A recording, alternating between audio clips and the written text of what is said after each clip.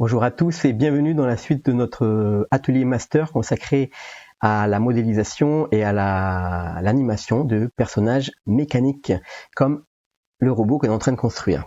Donc ce petit robot s'appelle Buddy 3000, il sort du film Jingle Jungle et en fait voilà, c'est donc une réplique plus ou moins exacte puisque je me permets quelques libertés. J'espère que vous en permettrez aussi pour avoir un robot en fait qui soit voilà, votre robot quelque part, une interprétation de ce qui se fait.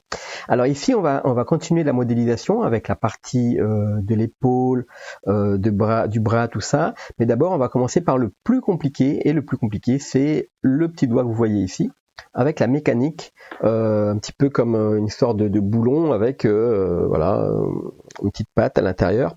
Donc, on va faire cette partie-là. Alors, je me mets à côté. Alors, contrôle-clic, comme ça, vous passez en mode sélection, pas sélection, déplacement du curseur. Donc, on va déplacer le curseur, on va le mettre là. Je me mets dans la vue de profil avec la touche 3 et je vais le mettre à peu près où il sera.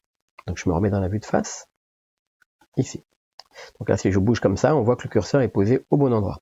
Et maintenant, je vais mettre à peu près à cet endroit-là, donc le doigt. Donc, pour mettre, je dois de nouveau changer ici. Alors je vais dans sélection ici, ou alors, sinon j'appuie sur la touche W et je reviens en mode sélection normale. Hein.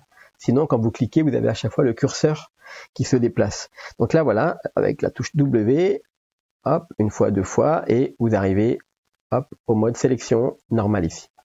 Ou alors vous appuyez longtemps ici pour avoir le mode sélection normale. Ok, donc là je vais ajouter le Shift A, je vais ajouter un cube pour commencer parce que c'est comme une plaque de métal, et ensuite il y a une petite plaque de métal avec un U comme ça, où vient se visser apparemment le bout du doigt. Donc là je vais mettre d'abord un cube, je vais le réduire en mode édition S. Hop, à peu près voilà. Donc là je vais faire cette partie là ici. Donc je fais S dans les Z comme ça pour l'allonger.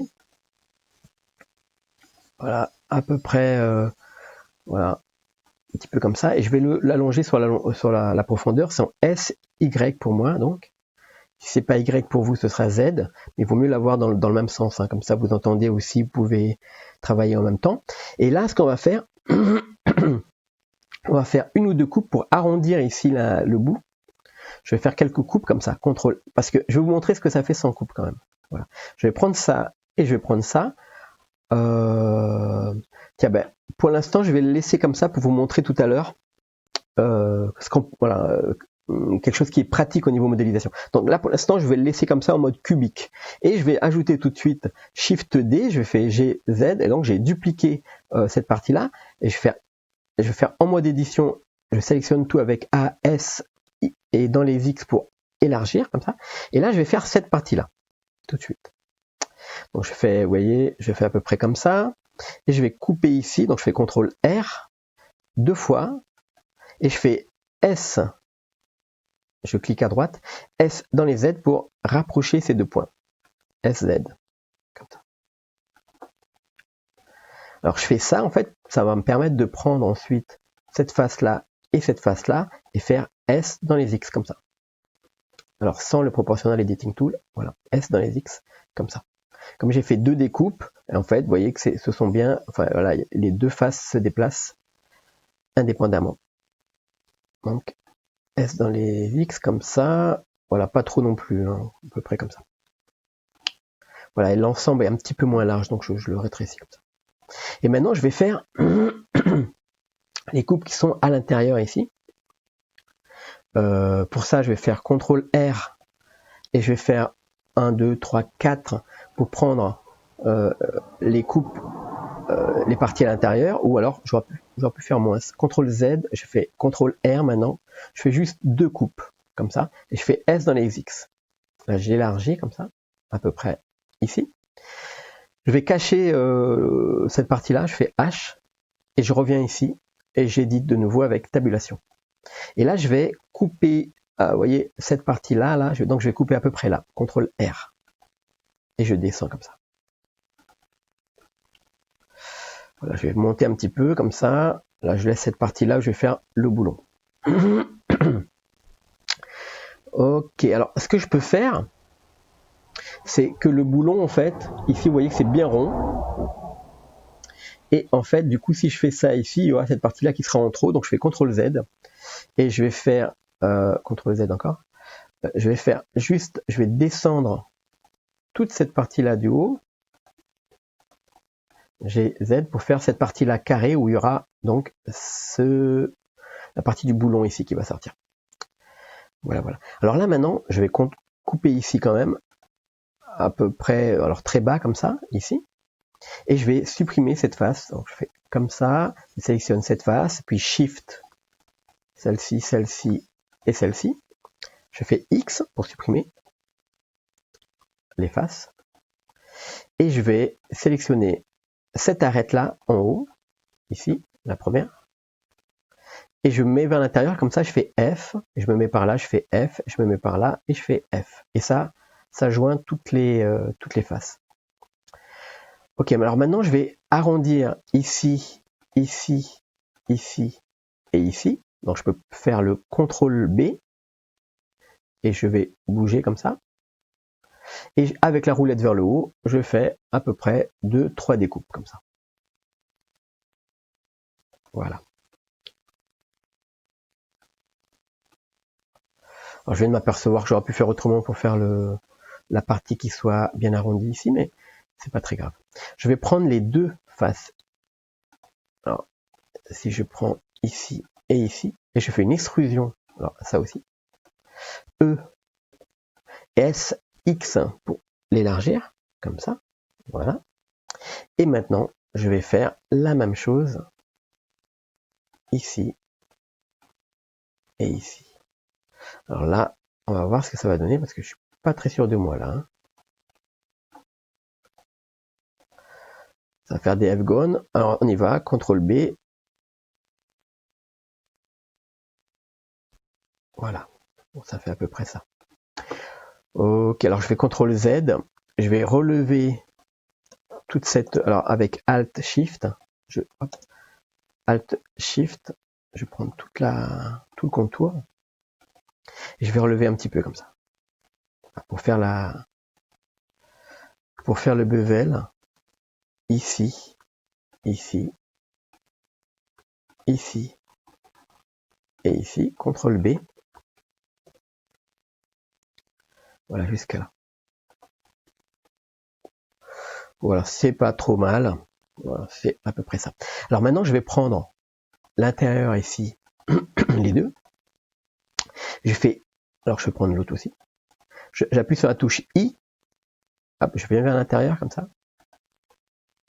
Et je vais cliquer ici sur N. Je vais cacher celui-là. Je vais prendre le bouton qui s'appelle Edit. Je suis bien en mode édition ici. Hein, vous voyez le bouton Edit avec le Loop Tool. On a vu dans l'atelier précédent comment l'activer. Hein. Sinon, vous allez dans les préférences, vous activez Loop Tool. Et là, on va cliquer sur Circle. Donc ça me fait ça. Et ça me fait un cercle. Je vais le relever GZ. Voilà. Alors je me mets sur la vue de arrière, comme ça. Je fais une petite rotation comme ça, vous voyez, parce que ça m'a un petit peu fait le cercle, mais ça l'a tourné en même temps. Et maintenant, je fais CTRL 3. Alors, je suis à l'envers. Alors, je vais cacher ici le corps avec H. Je reviens dedans. Alors ici, je prends cette partie-là, je fais CTRL R. Voyez, pour rectifier un petit peu tourner la partie là. Ok, alors maintenant, je prends les deux. Je fais E. Un petit peu vers l'intérieur. Non, S, pardon. S, X. Et je fais S tout. Je fais E maintenant. S, X. Et je sors comme ça. Normalement, l'autre côté m'a fait la même chose. Voilà. C'est à peu près ça. Je fais encore S, X pour agrandir donc dans ce sens-là. Voilà. Et je vais faire un petit peu l'intérieur avec I. Je réduis. À peu près comme ça. Et je fais E, S, X pour aller un petit peu à l'intérieur. Voilà, ça m'a fait cette petite partie là du boulon. Ok, alors maintenant je vois que le bout du doigt ici, vous voyez, il est un petit peu pointu ici. Et alors ça peut être fait juste en levant Donc je vais prendre cette partie, la partie basse là, la partie arrière, et je fais GZ, juste un peu comme ça. Voilà.